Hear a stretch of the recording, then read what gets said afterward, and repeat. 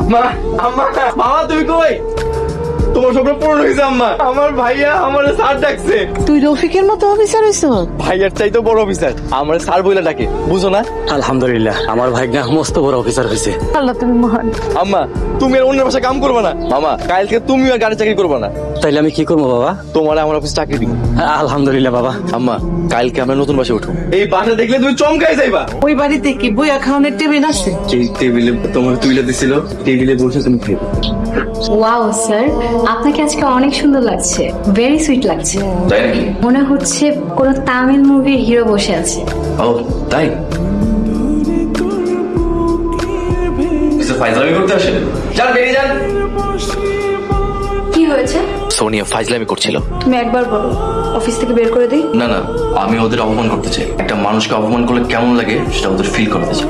আমি তোমার সাথে আছি।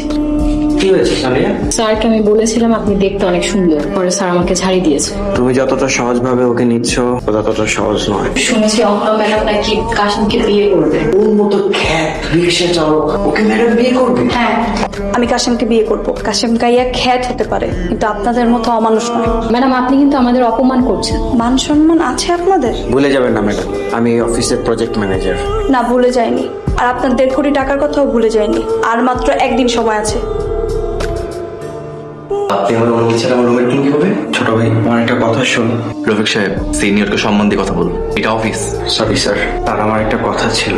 ম্যাডামের সাথে কথা বলে যদি 2-1 দিন বাড়িয়ে দিতেন। এই ব্যাপারে কোনো কথা শুনতে চাই না, প্লিজ।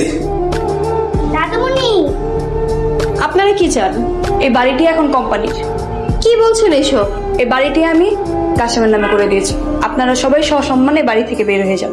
ম্যাডাম কি বলছেন? এই বাড়িটা আপনি কাশিমের নামে করে দিয়েছেন? হ্যাঁ, এই বাড়ি কাশেমের নামে কেন দিছো তুমি?